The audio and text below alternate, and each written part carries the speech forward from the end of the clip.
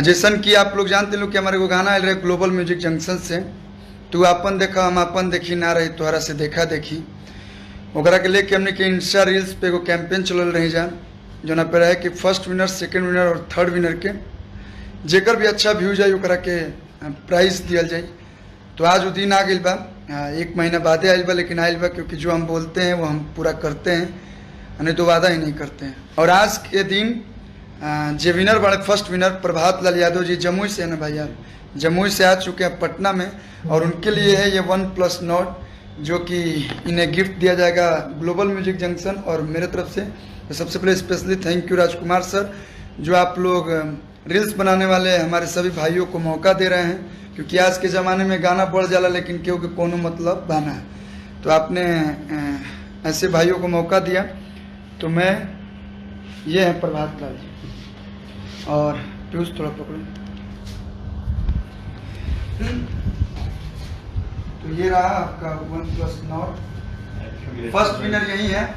क्या बोलना चाहेंगे दर्शकों से? सबको लव यू, थैंक यू भैया के गाने पर मेरा वीडियो को इतना प्यार दुलार दिए, और सभी को थैंक यू बोलना चाहूँगा, लव यू भैया को भी थैंक यू, लव यू दिए। आप लोग ऐसे ही रील बनाते रहिए, और मैं जो बोलूँगा, हम जो भी बोलते हैं या तो हम बोलते नहीं हैं, कभी भी देखिएगा लाइव में चाहे इसमें नहीं आते हैं, लेकिन हम जो बोली ना तो हम पूरा करी ना।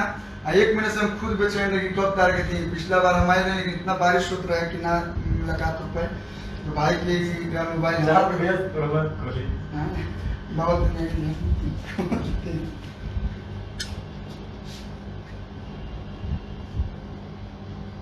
भोजपुरी में फर्स्ट टाइम ऐसा होता कि ना रही तारा से देखा देखी ना, इतना ना आप हमेशा हमको देखते रहेंगे, जब जब मोबाइल चलाएंगे तब तक ग्लोबल म्यूजिक को हमारी याद आती रहेगी। यही ना प्यार है, और क्या है। और ऐसा समय रहे कि लोग बहुत टेंशन में रहे।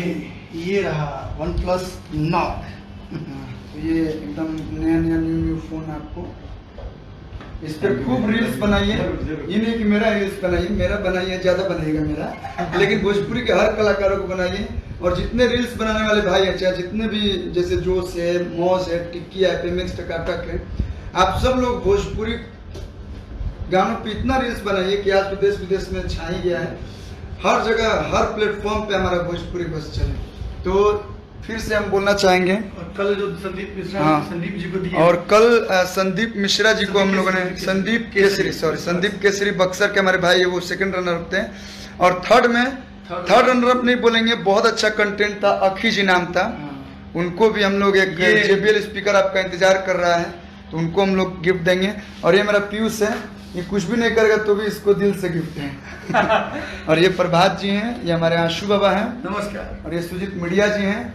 तो जे अभी नहीं खे सुन ले, ना रही तारा से देखा देखी सुन ली लोग। और कुछ लोग उस समय बोला कि कोरोना चलता और आप लोग गाने को लेके, देखिए आज मेरे भाई कितना खुश हैं, बहुत खुश। लेकिन मोबाइल तो सब खरीद ली, पैसा रुपया हर लोग के पास, लेकिन ये जो छड़ होला, ये जो खुशी होला, प्यार मतलब हर जगह नहीं मिलता है।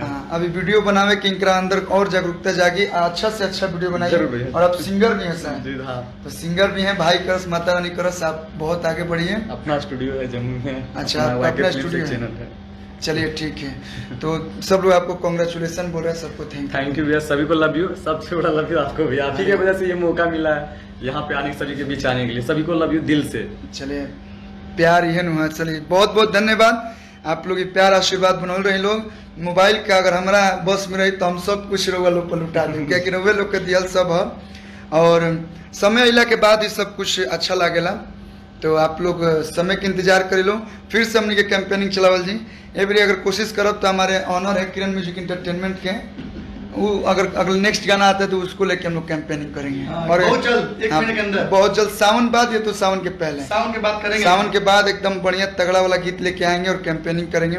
कुछ ऐसे ही होता रहेगा, तो आप लोग को भी मन लगता है, नए लोगों के नया प्लेटफॉर्म। चलिए, बहुत बहुत धन्यवाद। और जितना गाना आवता आप लोग सुन लोग, अपन प्यार दिलोग। और तू अपन देखा हम अपन देखी, ना रही तारा से देखा देखी। तो आज तो ऐसा हो गया है कि ये बस हम ही को देखेंगे, मोबाइल जब जब देखेंगे तो हम ही को याद करेंगे। चलिए, दिल से धन्यवाद, सबके प्रणाम।